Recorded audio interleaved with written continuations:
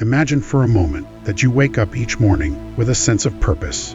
You know exactly what you need to do, and you do it. Not because someone is forcing you, but because you are that kind of person. You don't wait for motivation. You don't wait for a burst of inspiration. You just act.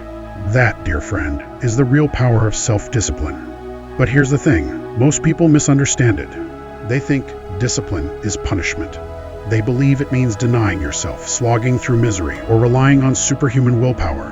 I want to share with you something different, something deeper, the truth about self-discipline that nobody really tells you. Self-discipline is not a burden. It's not a tyranny. It's not a fight you wage against your own desires with brute force. Instead, it's freedom. Yes, real, lasting freedom. When you master discipline, you're not chained to your impulses. You become the architect of your own life. First, you need to understand that self-paced discipline is like a muscle.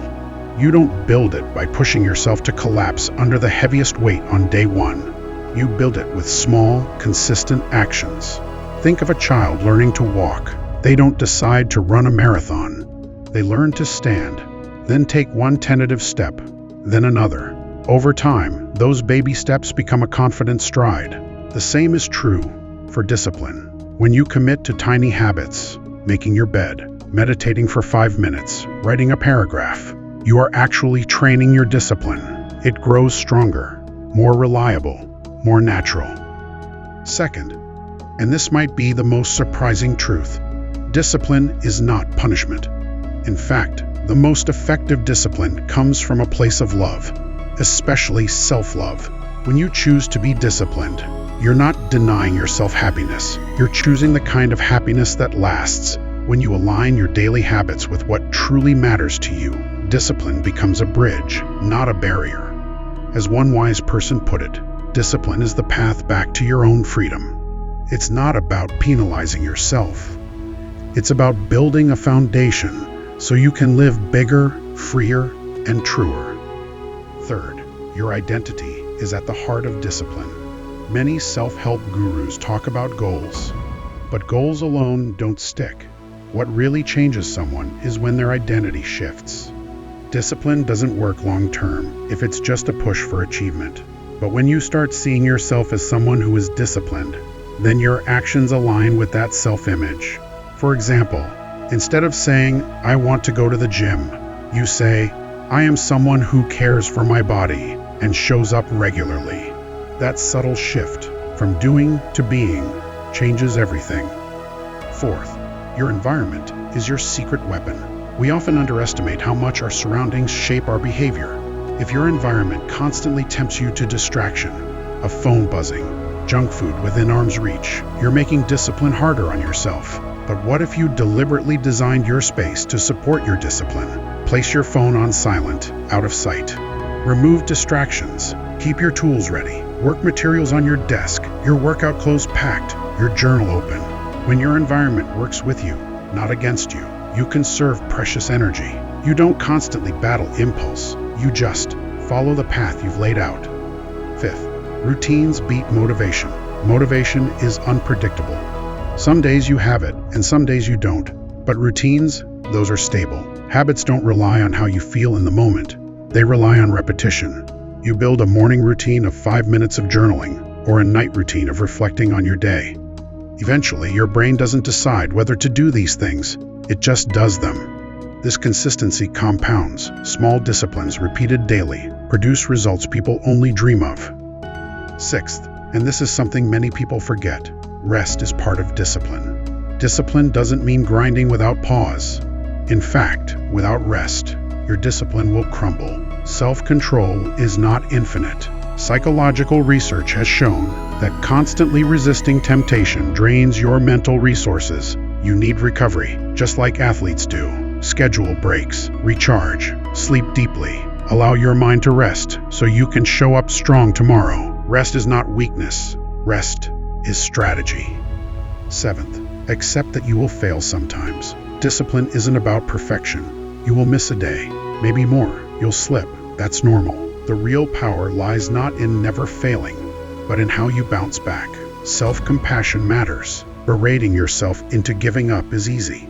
But forgiving yourself, resetting, and recommitting is courageous. When you treat your missteps as data, not judgment, you maintain momentum. You learn, adjust, and keep moving forward. To make this more concrete, let me tell 2 short stories. First, imagine a person training for a marathon. On day 1, they can barely run 5 minutes. Their lungs burn, their legs ache, but they finish. The next day, they wake up, tie their shoes again, and run a little more. Week after week, they build up. They don't force themselves into a 5-hour run overnight. They don't berate themselves if they miss one workout. Instead, they lean into the system, consistent training, rest, gradual improvement. Over months, those small runs become long distances. Their discipline is not born from sheer willpower. It grows from the structure they build, the care they take, the rest they prioritize. Second, someone is writing a book. They don't sit down and write the whole thing in one go. Instead, they commit to writing just 200 words every morning before breakfast. Some days those 200 words feel effortless. Other days, it's a struggle. But they show up. And after weeks, those paragraphs build into chapters. After months, there's a manuscript. Their identity shifts. They're not trying to write a book. They're someone who writes daily. That identity, more than any burst of inspiration, is what carries them through. These examples illustrate a deeper reality. Discipline is incremental. It's not dramatic. It's not flashy. But it is powerful. Now, I want to bring in some wisdom from the past. Words of thinkers who understood discipline as more than just routine. Marcus Aurelius, the Roman emperor and Stoic philosopher, wrote, "You have power over your mind, not outside events. Realize this, and you will find strength." He understood that discipline begins with mastering your response to the world. It's not about controlling everything around you. It's about commanding yourself. Another of his powerful insights is, we should discipline ourselves in small things, and from these progress to things of greater value. He didn't advocate for instant heroism. He believed in building character through humble, daily practice. Epictetus, another Stoic, captured the same essence. No man is free who is not master of himself. That freedom, the real, lasting kind, comes not from external power, but from inner mastery. When you can govern your mind, your habits, your impulses, you are free in a way most people never experience. Here's yet another truth. Self-discipline is deeply tied to your values. If you don't know why you're being disciplined, it's easy to give up.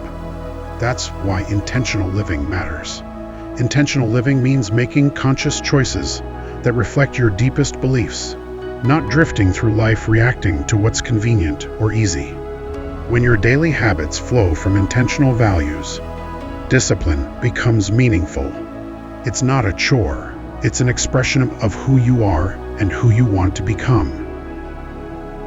And if you ever feel weighed down by the idea of discipline, remember, discipline is not about denying pleasure forever.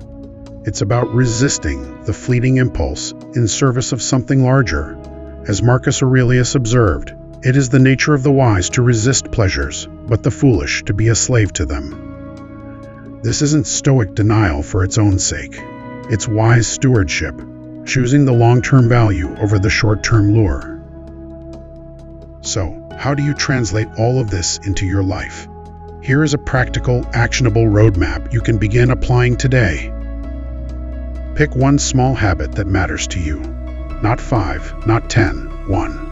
Make it tiny enough that you can't realistically fail. It could be writing 100 words, meditating for 2 minutes, or planning your day. The key is consistency. Define your identity around that habit. Ask yourself, who do I want to become? If you're choosing a writing habit, frame it, I am someone who writes daily. If it's fitness, say, I am someone who cares for my body. Use that identity in your self-talk every day. Design your environment to support your habit. Remove friction, make distractions harder, and make your productive setup easy. Pre-pack your workout gear. Put your journal on your desk. Silence or hide your phone. Build a space that aligns with what you're trying to do. Build a routine. not a one-off push. Attach your new habit to an existing behavior. For example, after brushing your teeth, open your notebook. After finishing lunch, spend 2 minutes planning your next hour. When it's tied into something you already do, it becomes automatic sooner. Schedule rest and recovery. Decide when and how you will rest. Take breaks. Sleep. Practice mindfulness. Recognize that rest is a non-negotiable part of your growth, not a reward you earn later. Be kind to yourself when you slip. When you miss a day, don't catastrophize. Don't punish yourself. Reflect. Ask, what happened? What can I adjust? And then gently recommit. Use failure as data, not as a verdict on your worth. Track your progress in a way that matters to you. Use a habit tracker, a journal, or a simple checklist. Seeing your progress, even if it's gradual, gives you evidence that discipline's working. Tracking reinforces your identity and helps you notice growth. Anchor your self-discipline in a bigger purpose. Write down why you're doing this. What will this habit create in your life months or years from now? How does it align with your values? When discipline is rooted in a clear purpose, you don't just act, you serve something larger than a daily to-do list. Now, imagine where you'll be in 6 months if you follow this roadmap. You've held the habit every day, maybe with a few stumbles, but you've come back. That micro habit has grown into something real. Your identity has shifted. You are the disciplined person you envisioned. Your environment is sculpted around your values. You feel more confident, more anchored, more powerful. You no longer lean on motivation or willpower. You lean on a system and a new sense of self. This is not about perfection. It is about progress. Real self-discipline does not require superhuman effort. It requires wise choices, steady commitment, and a long-term view. It's not flashy, it's subtle, but it is transformative. Let me leave you with a few final thoughts, drawn from the deepest wells of wisdom. You have power over your mind, not outside events. Realize this, and you will find strength. The soul becomes dyed with the color of its thoughts. And from Epictetus, no man is free who is not master of himself.